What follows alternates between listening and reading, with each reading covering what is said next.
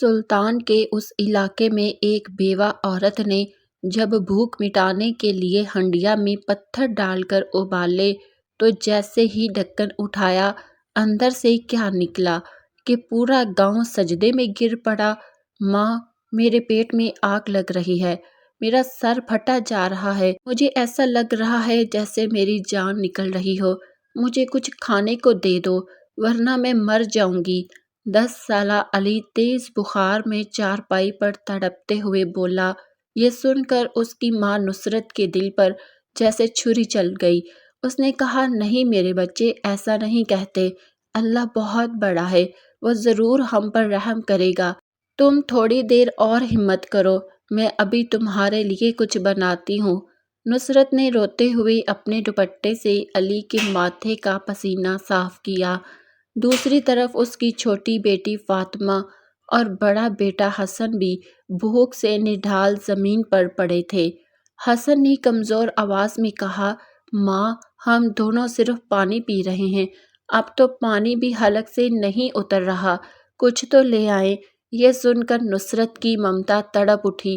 اس نے کہا، حسن، تم بڑے ہو نا، اپنے چھوٹے بہن بھائیوں کو حوصلہ دو، میں جانتی ہوں بھوک برداشت کرنا مشکل ہے مگر ہمارے پاس صبر کے سوا کوئی راستہ نہیں۔ فاطمہ روتے ہوئے بولی، ماں، کیا آج بھی ہم بھوکے ہی سوئیں گے؟ مجھے بہت سردی لگ رہی ہے اور پیٹ میں درد ہو رہا ہے۔ رات کا آخری پہر تھا اور ملتان کے مسافات میں تیز ہوائیں چل رہی تھیں۔ مٹی کے اس بوسیدہ گھر میں غربت اور بھوک کا راج تھا۔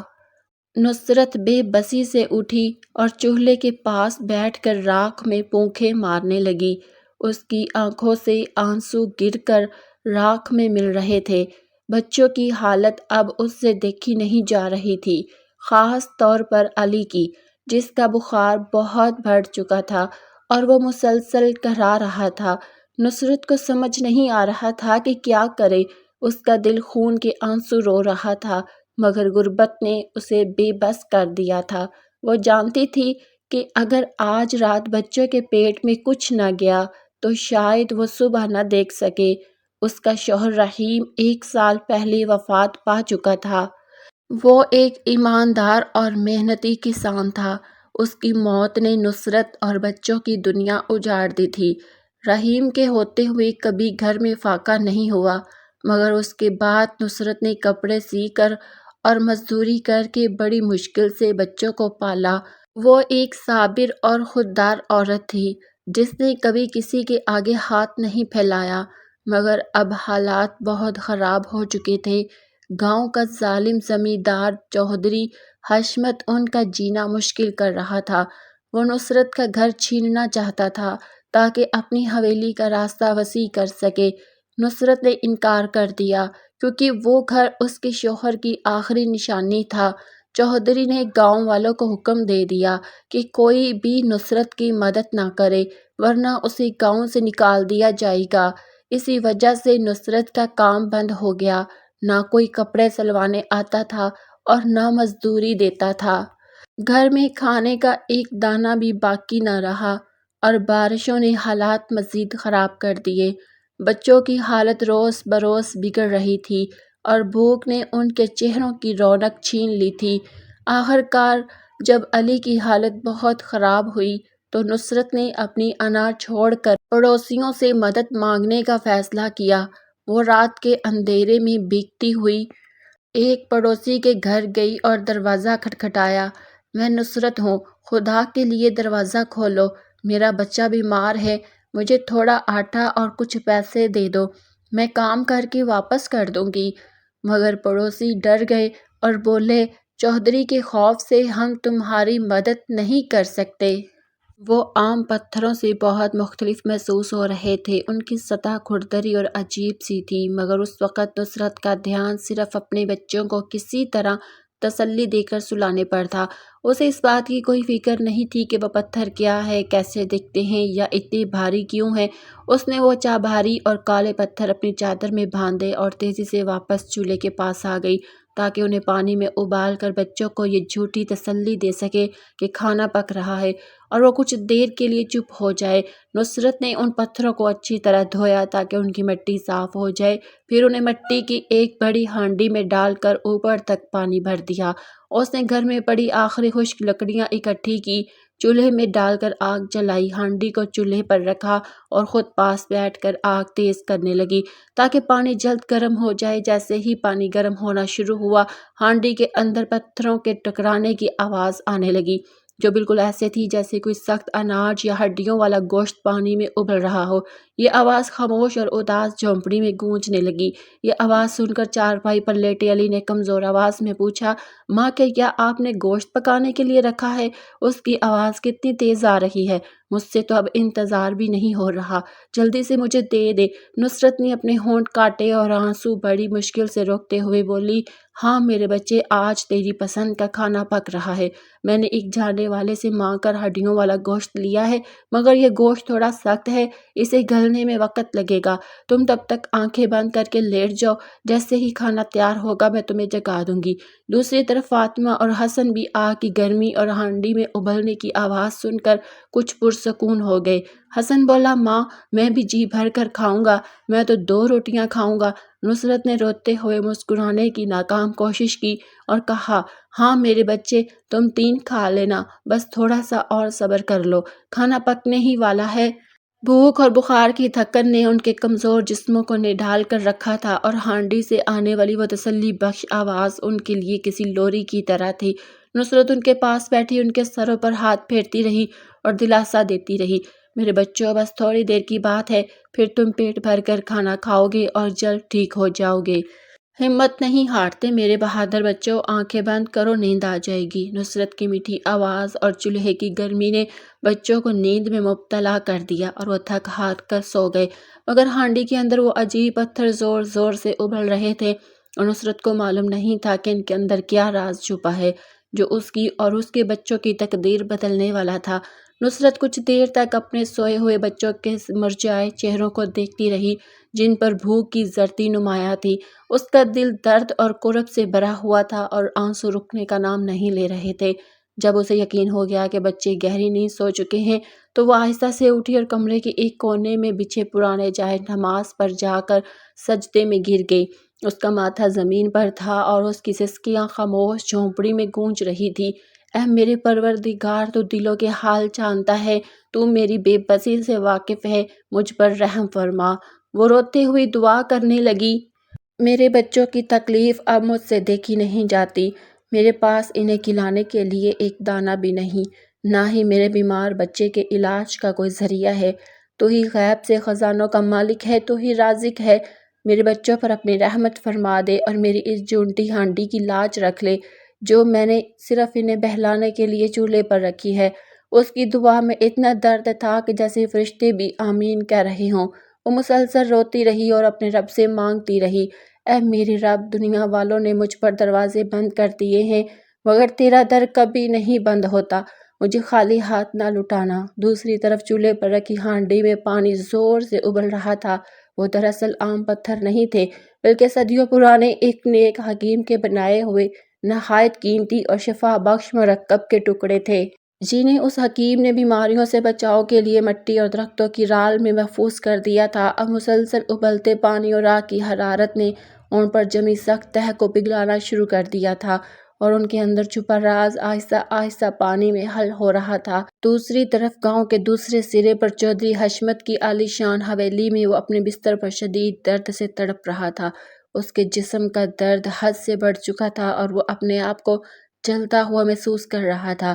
وہ چیخ کر بولا، کسی بڑے ڈاکٹر کو بلاؤ، میں اس درد سے مر جاؤں گا۔ اس کا وفادار ملازم رحمت بولا، مالک، ہم بڑے بڑے ڈاکٹر اور حکیم سب آزما چکے ہیں، مگر کوئی دوا اثر نہیں کر رہی۔ یہ سن کر چودھری گھبرا گیا اور بولا، میں اتنا امیر ہوں، میں ہر علاج کروا سکتا ہوں، مجھے بچاؤ۔ مگر حقیقت یہ تھی کہ اس کی بیماری لا علاج ہو چکی تھی۔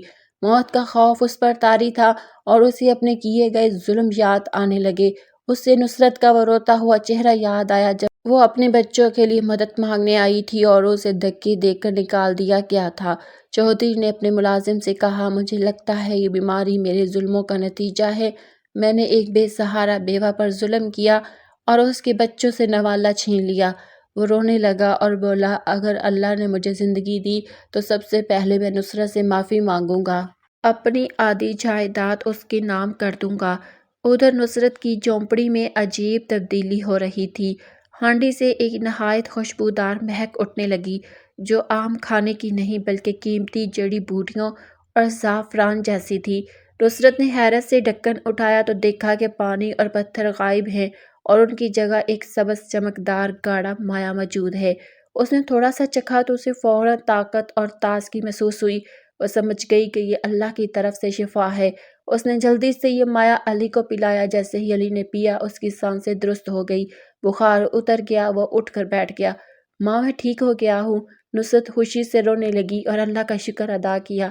پھر اس نے حسن اور فاطمہ کو بھی وہی مائع پلایا اور وہ بھی فوراً تندرست ہو گئے۔ کئی دنوں بعد اس جھونپڑی میں بچوں کی ہنسی گونجنے لگی۔ اس شفا بخش خوشبو نے پورے علاقے کو مہکا دیا اور صبح ہوتے ہی لوگ اس عجیب خوشبو کو محسوس کرنے لگے۔ پڑوس میں شمرا، جو رات میں بھر پچھتاوے میں سو نہ سکی تھی، اس خوشبو سے بیدار ہوئی۔ شمرا چونک کر اٹھ بیٹھی۔ اس نے گہرا سانس لیا تو اسے محسوس ہوا جیسے اس کے اندر کی ساری تھکن ختم ہو گئی ہو۔ وہ جلدی سے صحن میں آئی اور دیکھا کہ یہ پراسرار خوشبو نصرت کے گھر کی طرف سے آ رہی ہے۔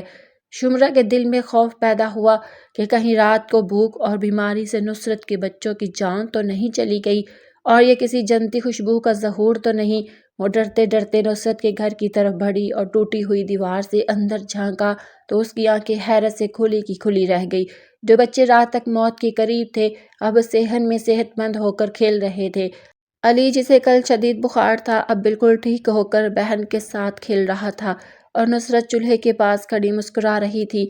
شمرا اندر آئی اور حیرت سے بولی، نصرت، یہ سب کیا ہے؟ یہ خوشبو کیسی ہے؟ اور تیرے بچے جو رات مرنے والے تھے، اچانک کیسے ٹھیک ہو گئے؟ نصرت نے نرمی سے جواب دیا، یہ کسی چودھری کا دیا ہوا نہیں، بلکہ میرے رب کا کرم ہے، جس نے میرے پتھروں کو شفا بنا دیا۔ یہ سن کر محلے کے لوگ بھی جمع ہو گئے۔ ایک بزرگ بابا دین محمد، جو سالوں سے کھانسی کے مریض تھے، آگے بڑھے اور بولے، بیٹی، اگر یہ واقعی اللہ کی طرف سے شفا ہے تو مجھے بھی دے دو۔ نصرت نے انہیں وہ مائع پلایا۔ جیسے ہی انہوں نے پیا، ان کی پرانی کھانسی فوراً ٹھیک ہو گئی۔ وہ خوشی سے بول اٹھے، یہ واقعی معجزہ ہے۔ یہ دیکھ کر لوگ حیران رہ گئے اور بیمار افراد بھی آگے آنے لگے۔ نصرت نے سب کو وہ شفا بخش مائع پلایا اور ہر بیمار شخص فوراً ٹھیک ہو جاتا۔ یہ خبر پورے گاؤں میں پھیل گئی اور آخرکار چودھری عصمت کی حویلی تک پہنچ گئی۔ چودھری نے یہ سنا تو اس کے دل میں یقین ہو گیا کہ اس کی بیماری اس کے ظلم کا نتیجہ ہے اور اس کی شفا بھی اسی مائع میں ہے۔ وہ بولا، رحمت، مجھے فوراً نصرت کے گھر لے چلو، مجھے اس سے معافی مانگنی ہے۔ رحمت نے کہا، مالک، میں گاڑی تیار کرتا ہوں۔